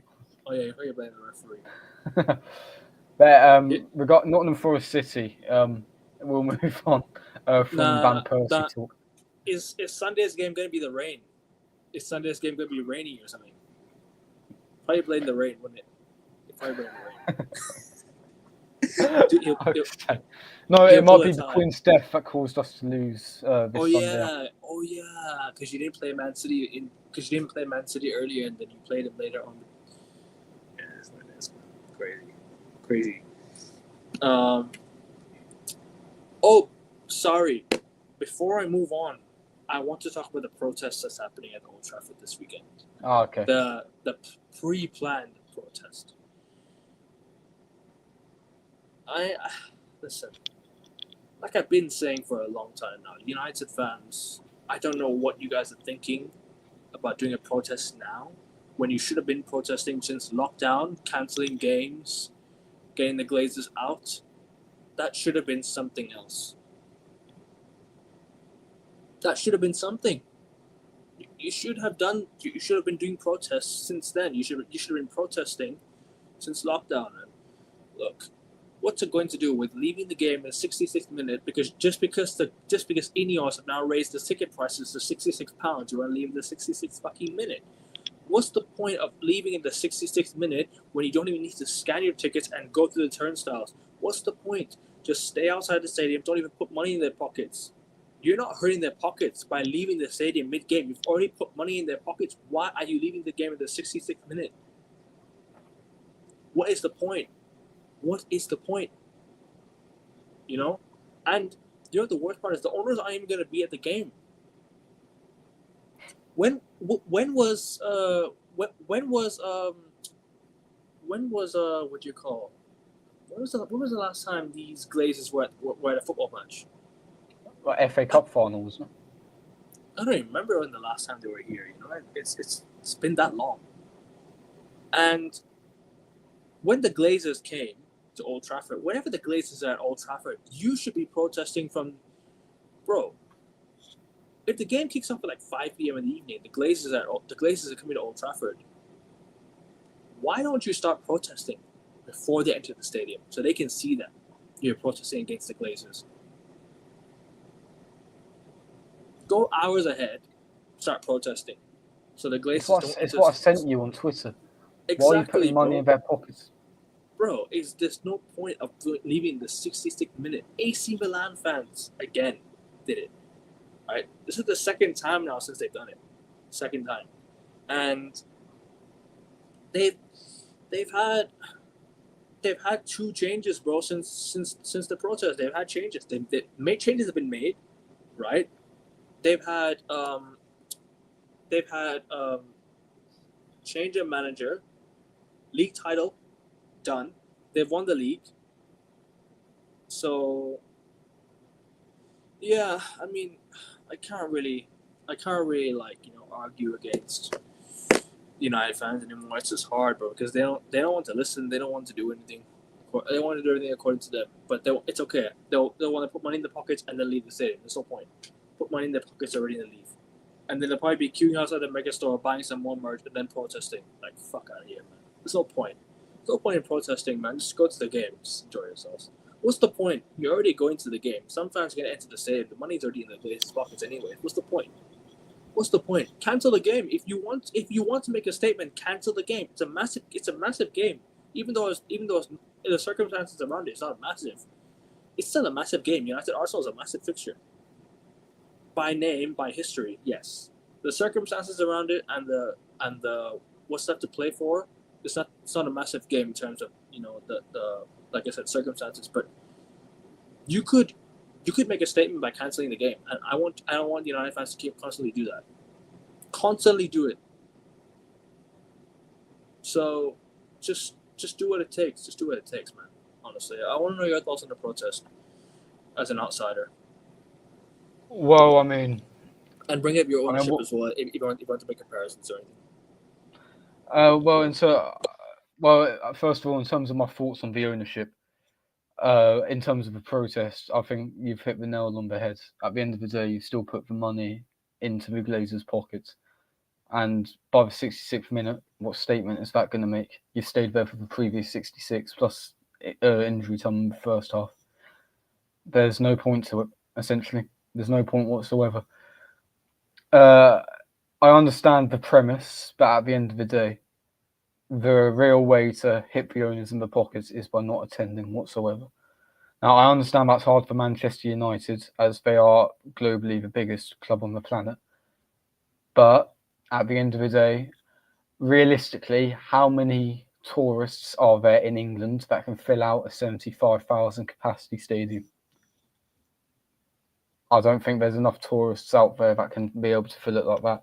So I don't think the tourist thing is an excuse. Although if I don't go, someone else will take it and whatnot. I don't think that'll necessarily be the case. I'm not really too sure why people are so on the ump about going to Old Trafford anyway, because it's a decaying stadium with a decaying squad, with a manager that just isn't adapting to the circumstances. So you're essentially putting yourself through self-harm in order to continue funding the parasites that have essentially killed your club as it is. So, I mean, you summarised it pretty well there. In terms of comparisons with the Kroenkes, at the end of the day, we're never going to process the Kroenkes, are we? Because Arteta's been backed with money over the last few years. And as long as we're qualifying for the Champions League, the majority of our fans will be like, we're in Europe's elite competition. Why are we going to bother protesting the ownership? So I think our fans are similar in that vein in terms of the mentality towards the owners. But I don't think our owners are as bad as yours in terms of neglect of a club. Because at the end of the day, we keep the Emirates refurbished, we keep the training grounds refurbished. Ours is the worst in probably the world, my friend. Worst it is, honestly. Comparatively speaking, considering you are globally the biggest club on the planet, the most recognisable and whatnot, I mean, adjusting it to other clubs and whatnot, yeah, you're by far the worst. I mean, at least with the Kroenkes, they give Arteta a bit of money to do something. At least they keep the Emirates refurbished. At least they keep the training ground, equipment and whatnot, in date, so to speak. So, obviously, they haven't got the mentality that I want, hence the quote down there that's featured on here every single stream since I've been on here in February. But at the end of the day, I don't think there's too many comparisons to make because the Glazers are one of a kind in terms of neglect, in terms of being spineless, in terms of hiding away behind the manager or the sporting director. It's very hard to come by owners that are actually that bad. So. Sorry about that. I was just seeing Ronaldo's goal that he scored.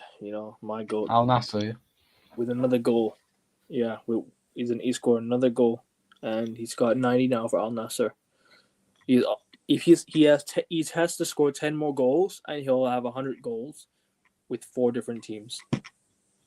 Nice. Then he should go back to Porto and complete that. Sporting, I mean. Sporting. Damn. What's the result in that game? 2-2 right now. 10 2-2. men. And Al Nassr last season won the Arab Club Champions Cup with 10 men in the final against Al Hilal. But apparently you can't win football matches with 10 men. Ronaldo scored 2 goals to help his team win the game. So I rest my case with 10 men stuff. But yeah, we won the FA Cup with 10 men as well. So all this narrative with 10 men, you can't win with 10 men. Yeah, get out of here. So yeah. Moving on to Nottingham Forest, Man City. You spoken about your ownership. I've spoken about my ownership. I don't really have to do much, but I don't have to say much. And we'll give our predictions and we'll wrap it up. We don't really have much to talk about the other games. This game, I think, and we'll talk about the Spurs Bournemouth game for a bit, I guess. So yeah.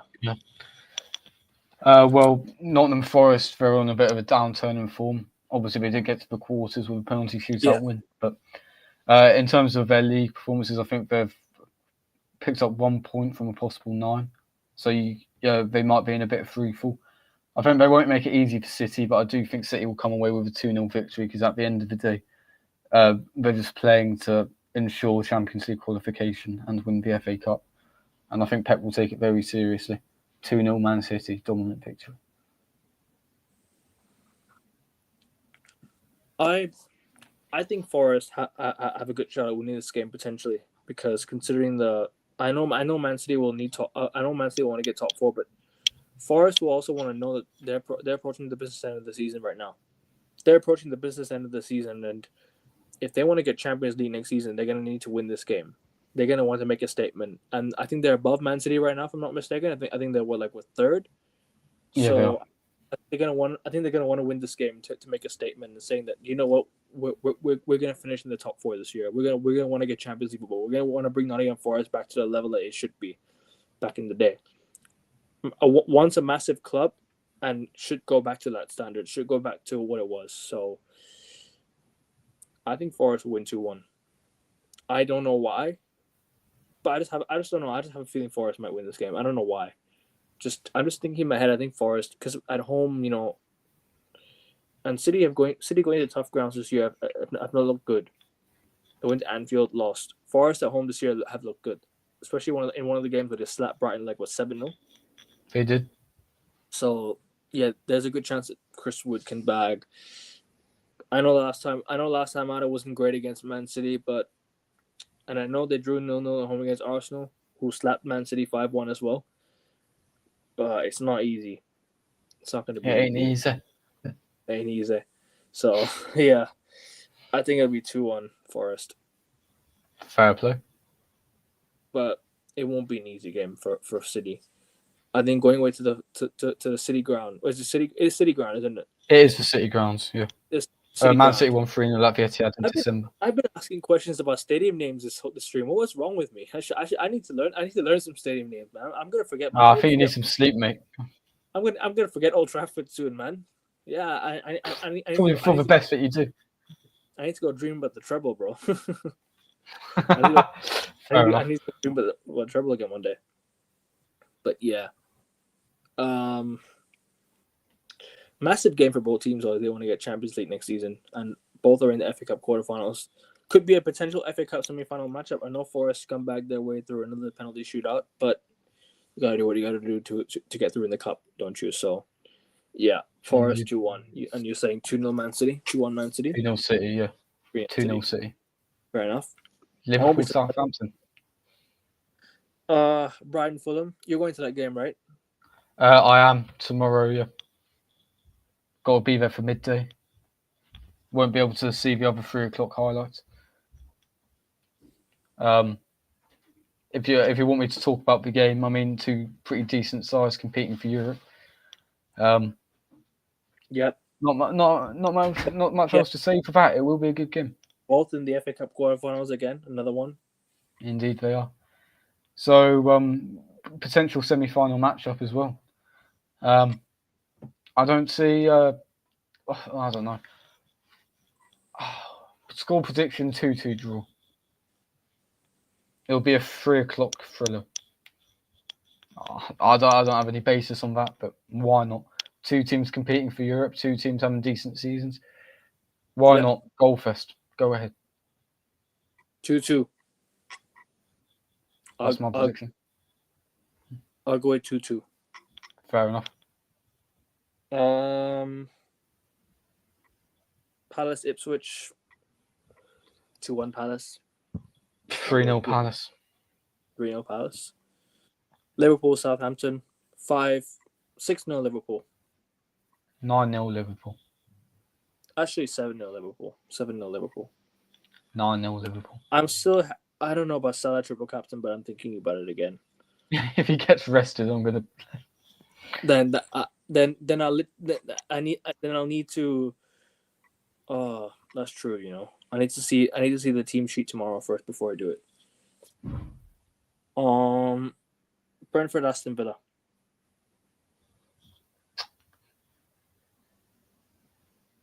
2-1 Brentford. 2-1 Aston Villa. Fair play.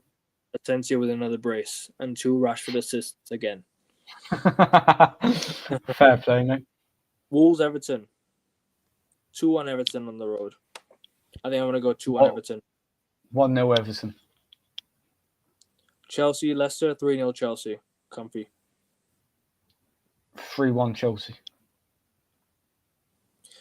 We'll talk about this game. Spurs Bournemouth. Do you want me to go ahead or do you want to start off? Up to you. I'll let you go first. Tottenham off the back of a 1-0 loss against AZ Alkmaar. Obviously, they lost to Bournemouth away, didn't they? I think Spurs lost to Bournemouth away, didn't they? Yeah, 1-0. It's not going to be an easy game, man. For Spurs, especially at home, and Ange's job is on the line. If he loses to AZ Alkmaar, goodbye. He's got to go. But to be honest with you, do you see Ange staying till the end of the season? Because not at all. There's no point in sacking Ange now when they've got nothing left to play for. They've literally got nothing to play for. Spurs. But I think once they get knocked out of Europe, yeah, he's going to get sacked. But by then it'll be too late to save anything from this season anyway. So,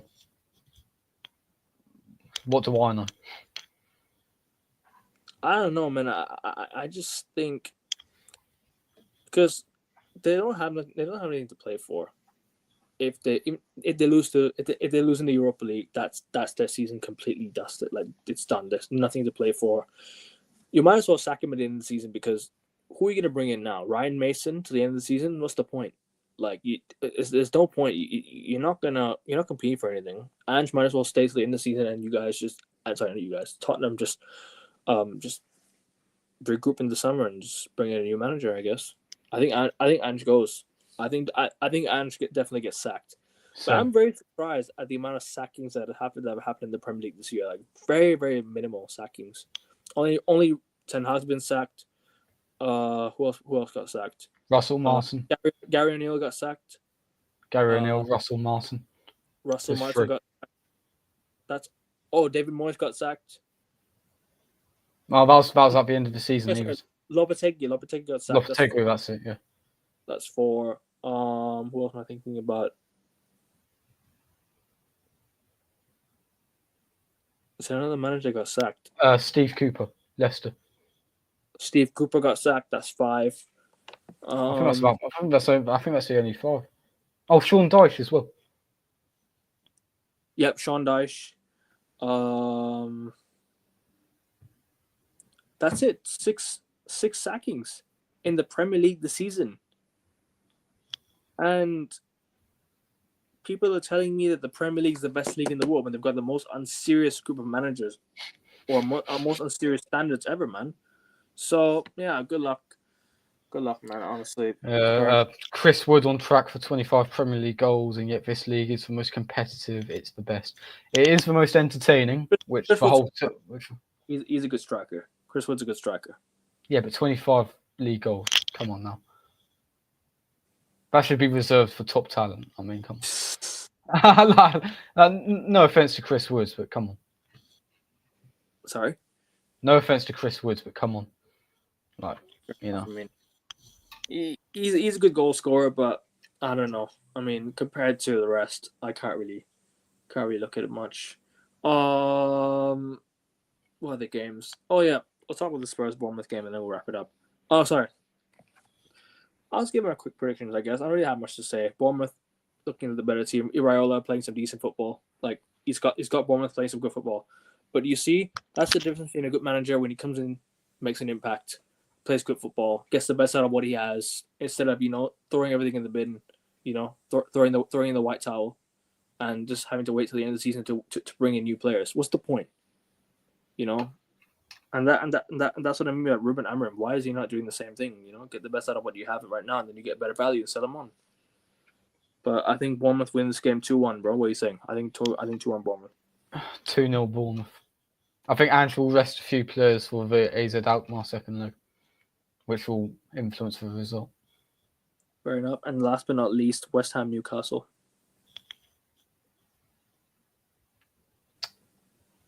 That's a good game, that is. I think when's the Carabao Cup final? No, it's not for another week. I think next weekend. So I don't think it would inform Newcastle. Oh no, sorry. Newcastle no, you are right. Team. You're right. It's the same. Carabao Cup final is on Saturday, next Saturday. Okay, yeah. So I don't think that will inform Newcastle's team selection too much.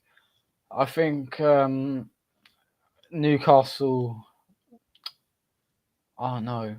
2-1 Newcastle. 3-2 Newcastle.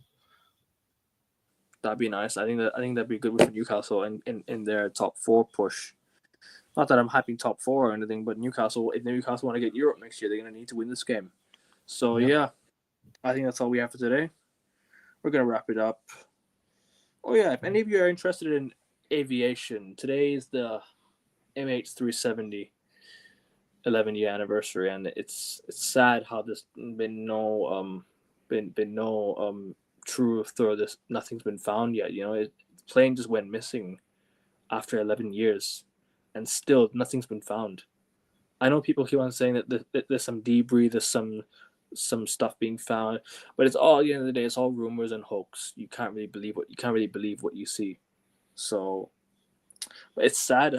As an av geek myself, I love airplanes, and trust me, it'll be a massive day when, you know what? I'll just say this. I'll just sum it up. Like, we'll definitely not find the plane, but we'll find the truth. The plane will not be found, but the truth will be found. So hopefully the truth will be uncovered, and all the justice, all the lives that have been lost, or if somehow some miracle. I don't know. I don't know what's happened over the years. I don't know how the plane went missing. All I know is she's like it diverted to another island, and that was it really. And that was it. And ever since then, it's just been missing and nothing's been found. But hopefully, like I said, the justice of the families that have lost the family members, hopefully they'll all be found. And yeah. Josh, are you interested in AvGeek? Are you interested in being an AvGeek, or are you like airplanes? Like are you an AvGeek as well? Airplanes, unfortunately not. I did. My dad used to take me. Well, my granddad used to be a pilot during the Korean War, for the UK. So I've got a bit of history there, and I've worn like gas masks and stuff. I've seen like Royal Air Force airplanes. So he was fighting the North Korea. Yeah, for a bit, but for the majority of the war, he was flying around the UK just in case any Soviet planes came across. He only served a bit in Korea. He didn't do too much. It was around 1954 and 1953, I think. So that was when the Korean War was paused, essentially, because at the end of the day, it's still paused to this very day. The first year parallel and whatnot. So obviously, thank you very much. Obviously, I've seen lots of Royal Air Force airplanes, like World War II.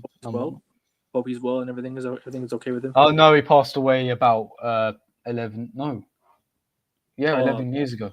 So that's all right. He was a bit of a knob anyway, as a person. But he achieves a lot. So he did a lot, and his legacy will forever live on. But it's sad to like I said, it's sad because when justice has not been served, or when justice is not found, for the lives that have been lost, for all the for all the years gone by that there's been nothing found. There's been governments have paid to go find the plane, paid to go, search for the debris, missing airplane. Nothing's been found over the years, and they keep on saying this is gonna be the last search. It's gonna be the last search. This is gonna be the last search, and they're still not they're still not finding anything. What's the point of finding it now? It might as well, I'm not saying give up, but you might That as well. sounds like the Madeleine McCann search. Like they're still going on about it. Like it's insane. You're not going to find her. Sorry. Amelia Earhart went missing. She went missing. She went missing in like the years. Like I don't remember when she went missing. I don't know the exact year. But aviation is so interesting. It's just so like it's so interesting to read One of into. my favorite films is Top Gun. So Hey, if you're interested in seeing aviation content from me, if you're interested in seeing like aviation, let me know. I might start an aviation channel. I might do. I'm a massive app geek myself, and it'll be nice to see what's happened to MH370. It'd be nice to really understand what happened and how it happened, because it's been 11 years and there's been no answer. And there's been no reply, no response, nothing. All the lives have been taken, and it's sad, bro. It's really really sad, isn't it? Like, how old were you when the MH370 news came out, and like what was like your first like thoughts on all that? well, if it was 11 years ago, that would have been in 2014. I was 9 years old. So I've looked it up since, but I haven't I obviously didn't know about it at the time. So I do apologize. I can't add much on No, that. it's all good, man. I've been watching documentaries like over and over and over again. Different inaccurate answers, different inaccurate opinions from people, like analysis and everything, but it's not. But at the end of the day, we won't know the truth until we actually find the plane and actually find the black box that shows the whole incident of what happened. Because the black boxes at the back of the plane, at the front of the plane, we'll have to see all the missing debris, all the action that happened. Because I don't know how it unfolded, man. It's sad, like I said, and I would love to see the justice. So I would like to see justice being served. I know it's hard to not to give justice to those that have already lost their lives. You know what I mean? Like, it's because they've already lost their lives. I think it's hard to give justice to the people who lost their lives, but give justice to the families that lost the loved ones, because I remember Alan Pardew sent a Newcastle United shirt to two Newcastle United fans boarded the airplane. I remember Alan Pardew, I think was the manager at the time. I think he wrote a letter, or he wrote a message saying to the families of the lost ones, that MH370 of the MH370 victims, and it's, yeah, like I said, it's sad, bro, and hopefully we find some news soon, man. 8 years. It's like the 8th of March. 11 years, bro. 11 years, and we still haven't found anything. Nothing. It's crazy. It's insane. Sounds like the Bermuda Triangle. 11 years. That's the closest thing I could think of in comparison. But I mean, what else is there to say, man? I remember At the end of the day, just appreciate life, yeah, because there are billions of people in the world that would love to be in our position, and everyone watching.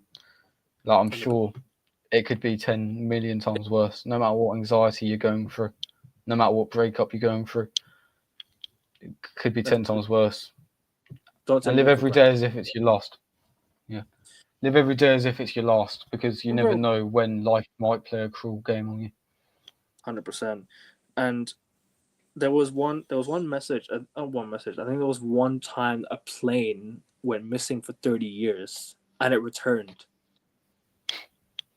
I don't know I don't remember what plane exactly it was, but I remember it was a true story. I think a plane went missing for 30 years and it was been found. So like I said, crazy things can happen, but we just need to see.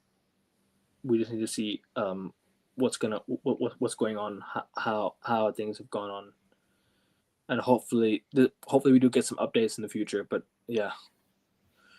But big up Josh for coming on today. We're gonna wrap it up here. Thank you. Thank you for 150 subscribers, everyone. Appreciate it, man.